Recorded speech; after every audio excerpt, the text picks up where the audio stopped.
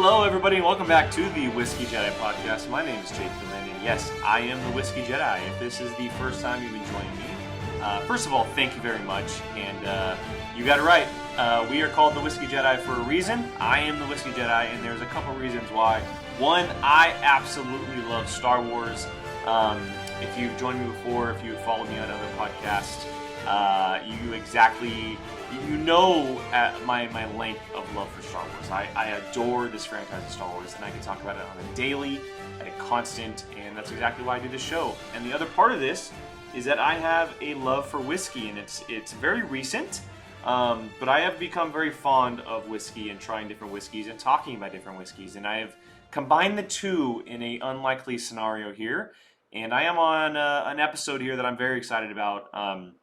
Two very interesting things to talk about today.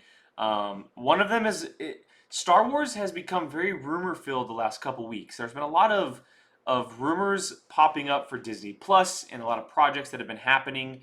And I can't wait to talk about it with you guys. And a lot of that's going to have to do with Solo 2 and the possibilities of sequel and spin-offs and that type of stuff. And the other one, if you can see right there on the left-hand of the screen, is talking about some Bulleit Bourbon, one of the most popular bourbon companies on the countryside here in the U.S. as well as I'm guessing over the world. I don't know about exactly over the world, but I know for a fact here in the U.S., specifically where I'm at here in California, it is one of the most popular. And fun fact, I just cracked open a brand new bottle. I've had it once in my entire life, and I enjoyed that once in my entire life, but I just cracked open a brand new bottle, and I'm excited to talk about it with you guys. And so that's what we're going to be doing today. We're going to be talking about some Solo 2 and some Bulleit Bourbon.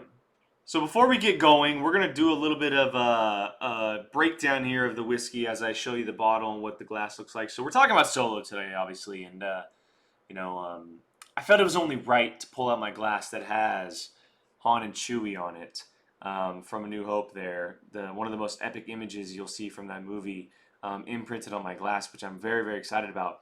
And as you can see with the whiskey, a little bit of a lighter tone compared to some classic bourbons. And there's a reason for that. And I'm not going to reveal that just yet because I do want to save some facts throughout the show. But there's some reasons why. I'll just say that. And then I'll show the bottle to you guys. You guys can see it right there on the left-hand side of the screen. But here's the bottle. Very, very cool looking bottle. You may be wondering, first of all, why is the label sideways? Typically you want to make something look a little bit clean and crisp, especially when it comes to something like whiskey. There is a reason. There is a reason. Just like there is reasons for most things, there is a reason for this. And one of the more unique bottles, because it's not round, it's not magnificently tall. A lot of whiskeys typically come in a little bit of a skinnier bottle. It has this very narrow cut to it down the middle. But it's very wide, and so it's very unique and noticeable from afar. One of the reasons why it is definitely one of the most popular whiskeys on the market. So with that out of the way, let's go ahead and dive into a little bit of Star Wars as I take my first sip here of the Bulleit Bourbon, the famous frontier whiskey as they call it, and it definitely lives up to that name.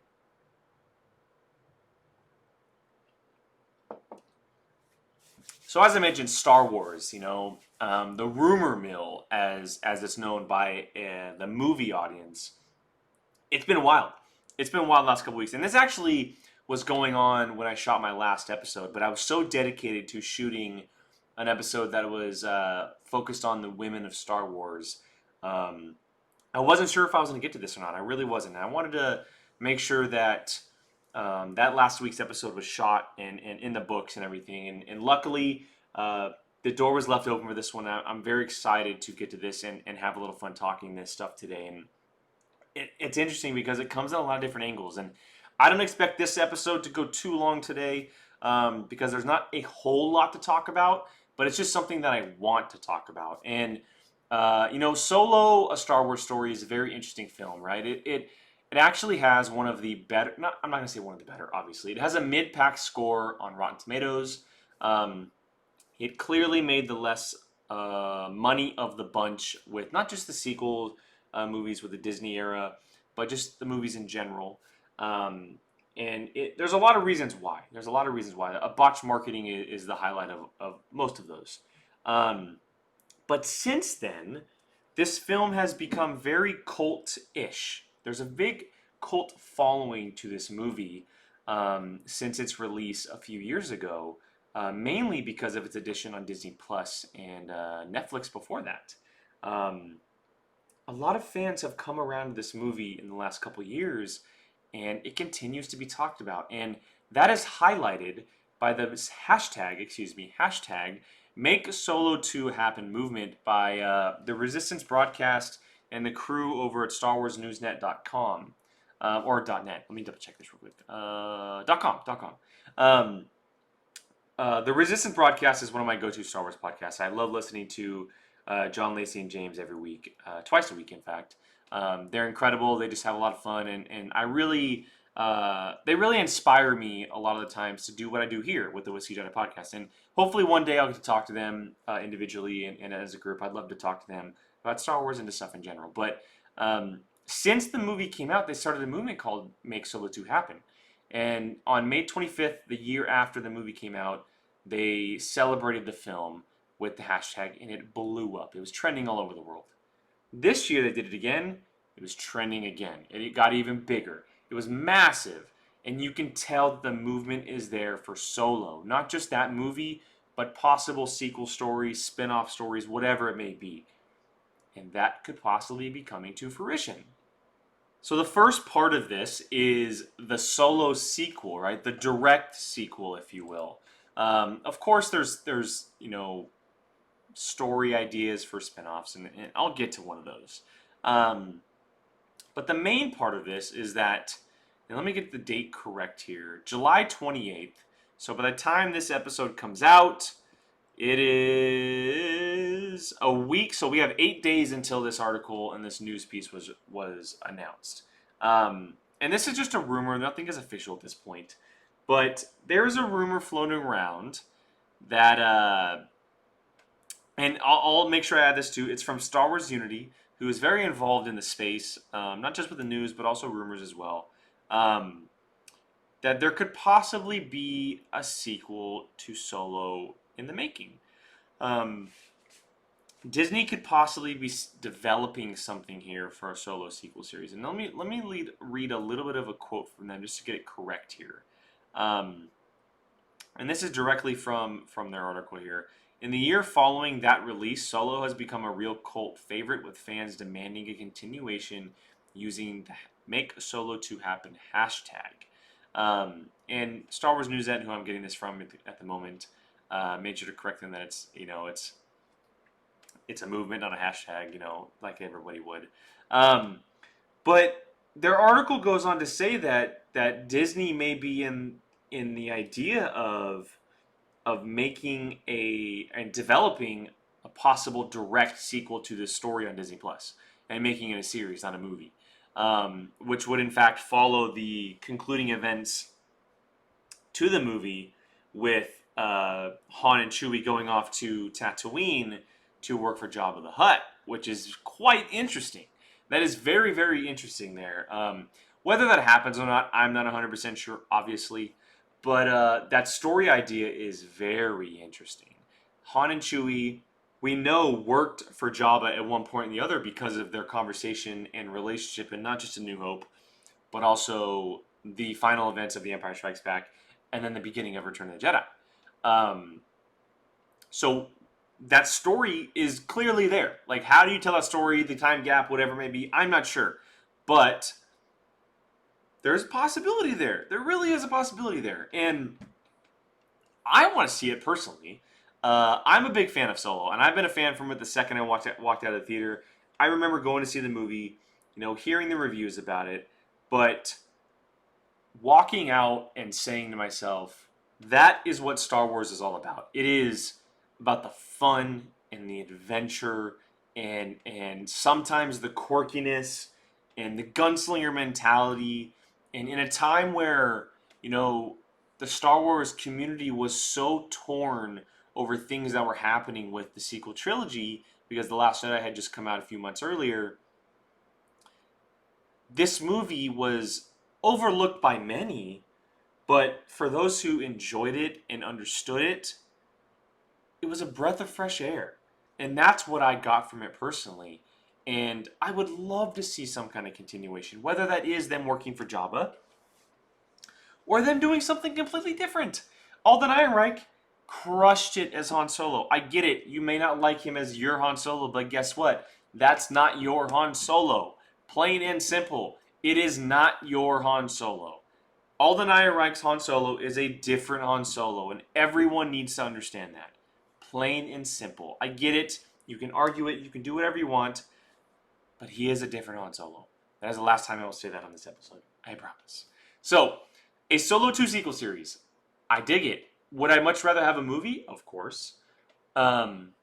Especially with all of the things that are happening on Disney Plus with Star Wars already, right? There's already a number of series in the works. There's already a number of series rumored, possibilities.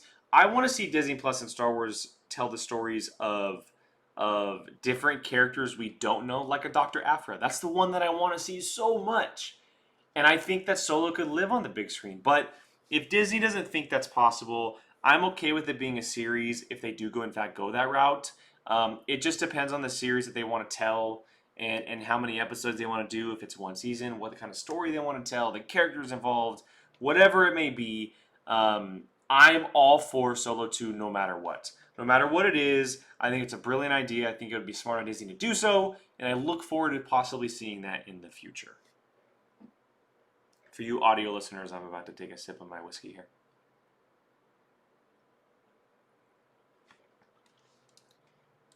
All right, guys. Bulleit Bourbon here. Let me get to some whiskey facts here. And I had mentioned up top, you may be wondering why the label on the bottle is sideways. And you can see it.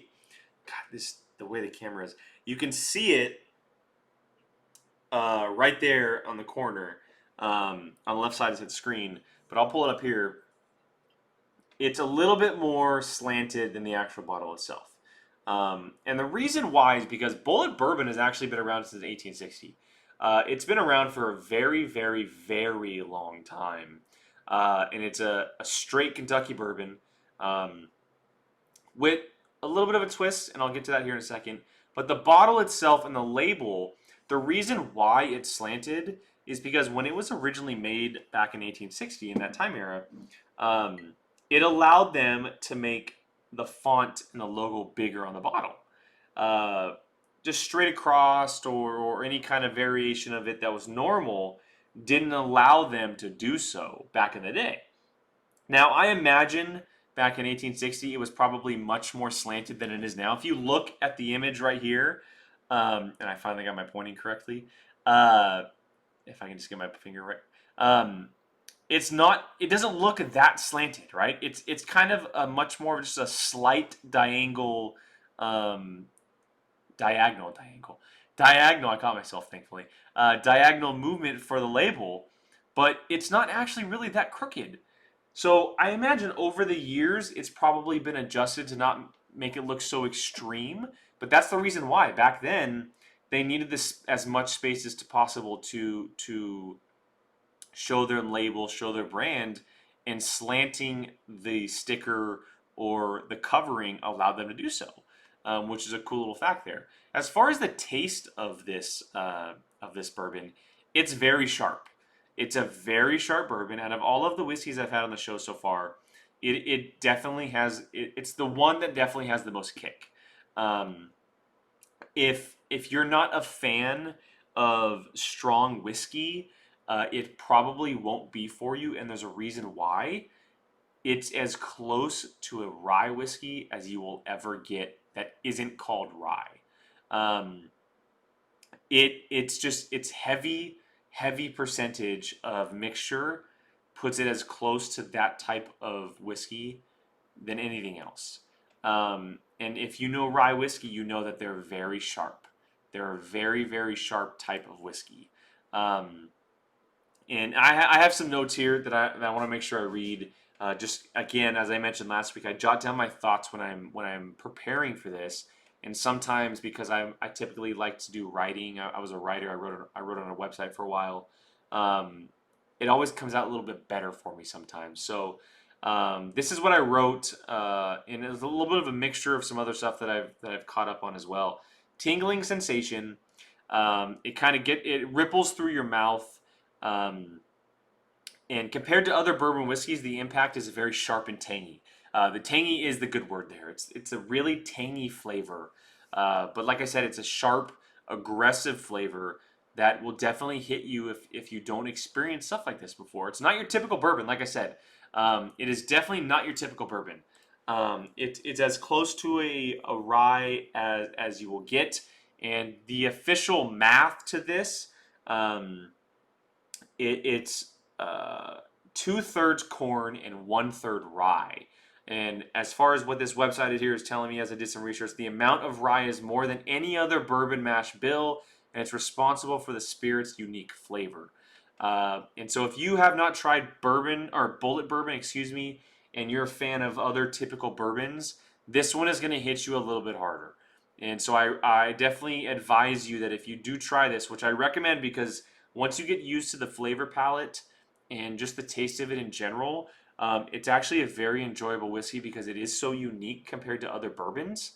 But like I said, it's sharp, it's aggressive, it'll hit you. If you're not used to it, you may not like it, but it is something that I definitely recommend. And so Bulleit bourbon there, and I'll get to some other stuff here after we talk about some other Star Wars stuff. So the next part of this equation is the possible spin-off ideas for this show. Now, I'm going to get one quickly out of the way here because there's not a whole lot of things that I need to say about it because it's very simple. It's the one that I want from all of this. It's the Crimson Dawn spin-off, and if you don't know what I'm talking about here, it's the idea of seeing a Darth Maul and Kira spin-off series in that criminal underworld. And that's what I want to see most from it. Of course, I want to see Alden Ehrenreich back, but he can be in that series. He can be in that in some capacity. I want to see a Crimson Dawn spin-off series. And if there was if Lucasfilm called me randomly and they were like, "Hey, Jake, is it Jake Berlin?" I'm like, yeah, who's this? This is Lucasfilm. We'd love for you to come in and pitch an idea for a solo spin-off series. I'd be like, first of all, are you effing joking me? Second of all, I'd be like, Crimson Dawn. Give me Crimson Dawn. I don't care if you have to find another way to do Darth Maul. I don't care. Give me Crimson Dawn. If it's focused on Kira with small appearances of Maul, perfect. But give me Crimson Dawn. That's what I want to see. You left me on a cliffhanger in the movie for a reason. You obviously had ideas for it, so tell me those ideas. I want to see Crimson Dawn. Plus, it's darker. It's more evil, if you will. It's a different perspective in Star Wars than we've seen before. And it gives us more Darth Maul, which is what we want to see. We want to see more Darth Maul. So, Crimson Dawn, that spin-off idea, absolutely love. Give it to me, please. That's all I want from this solo stuff. If I get some Alden Ehrenreich, perfect. If I get some more Chewie, perfect. But if I ever had a choice in any kind of spin-off idea, it is definitely a Crimson Dawn series because it is just ripe for a telling, especially in the Disney Plus era.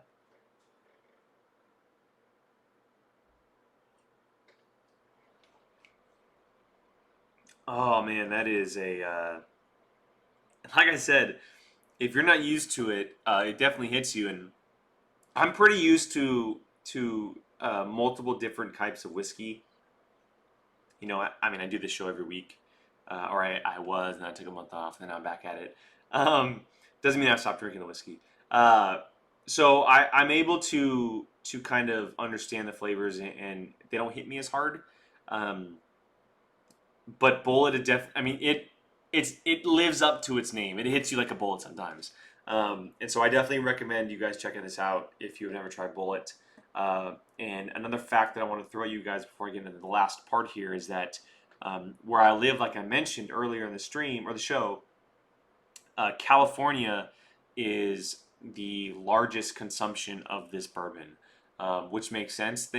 It's funny, I was doing all kinds of research for this, and almost every website / article / just write-up of this said that this bourbon was made for the bartender because of the bartender. It's a bartender's whiskey. And California, I mean, you probably know if you live here. If not, you probably know the reputation, excuse me. It's been a long day. This is my third show tonight. It's just been I've been killing it today, but I'm a little tired. I've been killing it so far on the show. I'm really excited. So hopefully you guys are sticking with me. But California, whether it's Northern California where I'm at, or Southern California with the LA and the San Diegos, there's bars everywhere. There's just bars everywhere, and there's drinks, and there's partying, and there's hangouts, and that type of stuff. And whiskey is a large part of that, especially where I'm at in my area. I have a few whiskey bars slash just relaxed, cool and calm and collected step in and kind of hangout bars. The ones that very much feel like an old school distillery or an old school. Oh, I'm blanking on the name, and I'm so frustrated that I'm blanking on the name right now. Hopefully, it'll come back to me. But they have the dark tone, right? The dimmed lights. It's a relaxed mood. The music is going, but people are hanging out and drinking, and they're not, going crazy, that type of stuff. And so whiskey plays a big part in that, and I'm very lucky because I get to try a lot of different things when I go out with whiskey. And so California, as I was saying, I'm lucky because it's everywhere. Bulleit is everywhere. It's one of the most popular, if not the most popular in the state. And so if you live in California, you gotta try Bulleit. Bulleit is like a staple here for whiskey drinkers. And so if you have not tried it, or if you're elsewhere, try Bulleit, man. It's good. It's really, really good. And don't be afraid for what I said earlier about it hitting you hard and has a little bit of a sharp taste there. It's worth the try.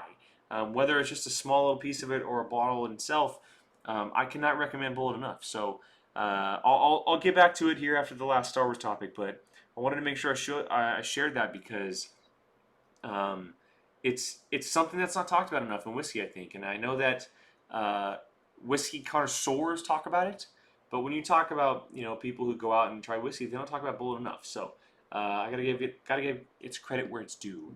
But yes, let's get back to Star Wars here. The final Star Wars thing I want to talk about here is the idea of a Solo 2 spinoff series focusing on Lando Calrissian. Now, specifically, I'm talking about Donald Glover's Lando Calrissian. Now, just as with a few weeks ago, the rumors were happening with the Solo 2 spinoff series, or the Solo 2 sequel series, excuse me, and the Crimson Dawn stuff. This rumor popped up from a completely different site as well, and this site has a very well track record with news and information as far as Star Wars goes. And this comes from Kessel Run Transmissions. Corey and Noah over there at Kessel Run do an incredible job on a weekly basis with their show, but also breaking down and revealing scoops. And funny enough, they had Star Wars Explained on the show last week or 2 weeks ago. I'm blanking on the date here. Let me see, July 22nd, so 2 weeks ago. And I mentioned that because Molly of Star Wars Explained is my co-host on a Schmodown show that I host and I'm involved with, which is really, really cool. But Corey and Noah broke this news to them over on the show, and it was the main part of the show. And they said that Disney is currently in talks and discussions with Lando to reprise his role or Disney is currently in talks with Donald Glover, I called him Lando, to reprise his role as Lando in an upcoming Disney Plus series. And my first thought was, no brainer. That was literally the first thing that popped in my head. If I had been, it was 6 months after Solo, the news had come out that it just didn't do well at the box office, that Disney was kind of weighing their options a little bit. But then there was news that, they're considering a spin-off series of a character. The first thing that would have popped in my head was Donald Glover. That was the first thing that popped in my head for multiple reasons. One, he killed it in the movie. He was, for most people, the best part of the movie. And I understand that he wasn't the best part of the movie for me personally, but he was the best part of the movie for probably the majority of the people who watched the movie. Two, he is literally Lando Calrissian in the flesh. He played not just Billy D, he played Lando to a T. He is perfect for the role, and letting him go would be an absolute mistake. Three, he's done television shows in the past. He's not just a film guy. A lot of the time, and we saw this with guys like Oscar Isaac and John Boyega, more so Oscar Isaac, that They said that we would never see their characters in a Disney Plus show. Now, I don't know the context of that exactly. I'm kind of paraphrasing there for some stuff I've read. But it just kind of alluded to the fact that not that they're too good for television, but that they just would never do it. And Donald Glover's not that guy. You know, we've seen him in film like the Spider-Man movies, right? He was only in the first one. I'm sure he'll be back in some other major stuff as well. But obviously, he has his television show in Atlanta, which people rave about. Um, I've yet to see an episode, but people lose their mind over Atlanta, and understandably, because the guy is incredibly talented. He's not just an incredible actor.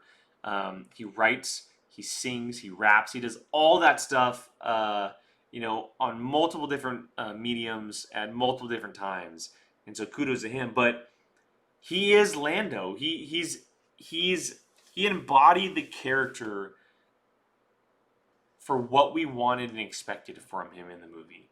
And it would be dumb of Disney to let him go. It'd be really dumb of Disney to let him go and not do something with that character, whether it's just a cameo or an appearance in one season or a recurring role. But if it is in fact a spin-off series on him, I'm all for it. Now, honestly, and I know that I was just totally praising everything about it here in the minutes leading up to this, but out of the three, personally, it's the least likely, the one that I'd want to see the least. That's what I was trying to say. The one that I would want to see the least, but that doesn't mean I don't want to see it. I would love to see this. I would love to see a Lando Calrissian spinoff series on one condition. I don't want it to be a sequel. I want it to be a prequel. I don't need to know how he became the guy on Cloud City. I don't need to know what happened to him after he lost the Millennium Falcon. I don't need to know that. I want to know about his run-in with Aura Singh. I want to know his run-in with Kira before that. I want to know what is going on with Lando Calrissian in the lead up to Solo. That's what I want to know. It's also prime because he also has the Millennium Falcon at that time. And that would be really cool to see a story focus on a character who has the Millennium Falcon that isn't named Han Solo.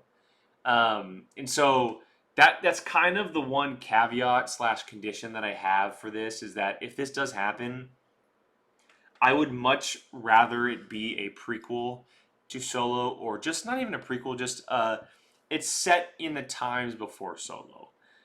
Because Solo took place in like I want to say like a 10 to 12 year gap between Revenge of the Sith and A New Hope. I might be mistaken on that. But whatever the case may be, you have years to tell that story with him. Not to mention, you have years to tell the story with him of how he grew up or what was going on with him during the time of the Republic. There's so many possibilities with the character. And having Donald Glover back would just be smart. You can also have the appearance of Kira in there and his run-in with her and Crimson Dawn. And like I mentioned, the Bounty Hunters with Aura Singh and the death of Aura Singh, because we knew that Becca killed her. And I mean, there's so many possibilities with this character as well.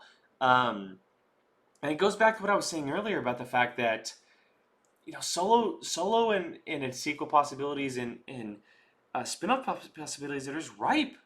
They're just ripe. They're sitting there for the taking. And I hope that at some point Disney really does do this and they take advantage of the possibility they have here and give fans what they really want, because clearly the online fan base of this show possibilities and movie are there. Like I mentioned, it's a cult following right now. This movie has become a cult following, and we just saw what happened with the Zack Snyder Justice League and how the release of Snyder Cut movement pushed Warner Brothers and HBO to release the Snyder Cut and let him finish his movie. The same thing could happen for this. And so I really do hope that it does happen in whatever capacity it may be. If it is a Lando series, I'm all for it. If it is about Donald Glover before the events of Solo, I'm down for it. I'll be talking about it here. I'll be excited about it here, and I will not be. I'll be so impatiently waiting for the series to happen, and whatever it may be, whether it's the Solo 2 direct sequel, Crimson Dawn, Lando Calrissian, whatever it may be. I'll be pumped to see it in one way or another. And so I really do hope that at some point, if it is this or one of the others, that we do see some kind of sequel to Solo.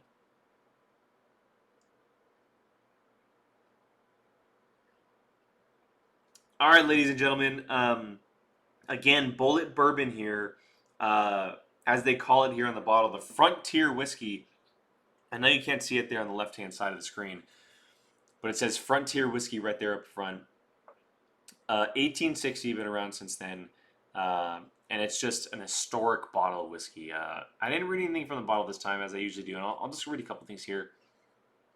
Distilled and aged in the Bulleit family tradition, Kentucky straight bourbon whiskey, made using our family's high rye mash bill and pure Kentucky limestone filtered water. And as I mentioned earlier, it is the closest you'll get to a rye whiskey that isn't technically a rye whiskey, which gives it its sharp and aggressive flavor. So if you have not had it, expect it. But like I said earlier, I recommend that everyone try this because in the state where I live, which is California, it is the most popular. It's the most popular, and as I read online earlier, and I forget where it's from as I was doing my research, but it's priced for the masses. That was, quote, priced for the masses. And so it is a community whiskey. It's a fan whiskey, and it's made for all of us. And so I definitely recommend that everybody checks it out.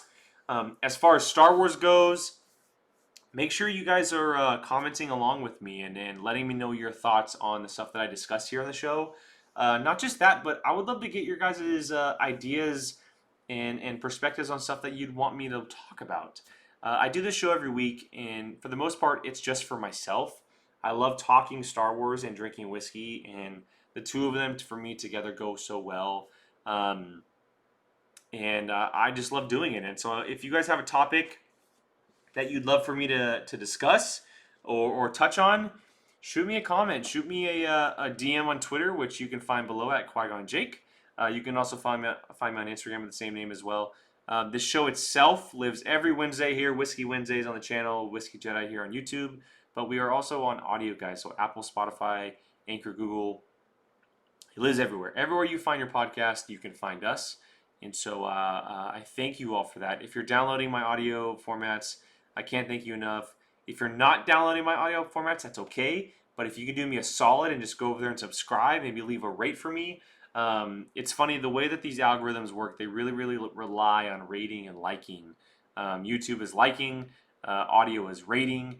And so I would greatly appreciate that from you guys. But for now, that is this episode. I covered some really, really cool stuff today with Solo 2 possibilities in the future.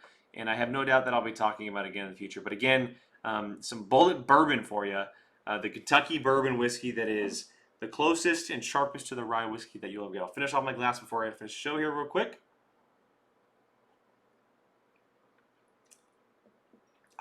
All right, cool. So, again, guys, as usual, if you have any thoughts on Star Wars, if you have any thoughts on whiskey or anything else, make sure you guys are leaving some thoughts in the comments. I'd really appreciate that. I'd love to hear you guys' conversations. And as usual, thank you so much for watching or listening or both. I can't appreciate it enough. And like I said, I do this for myself. I don't expect to get millions of followers or hundreds of followers or just dozens of followers. It's really just a time for me to sit down and hang out and talk. And I love doing it. So thank you for taking your time to listen or watch. I really appreciate it. For now, I am the Whiskey Jedi, Jake Berlin. You can find me on Twitter and Instagram at Qui-Gon Jake, as I've already mentioned. The show lives on YouTube, Apple, Spotify, Anchor, Google, all that good stuff. Whiskey Wednesdays here on the channel. I really, really appreciate it. I will tease you guys in the future. We have some really cool things going on here on the channel, some special guests, some new additions, and I will leave it at that for now because they are still in the works. But for now, thank you so much for joining me on this episode. May the Force be with you.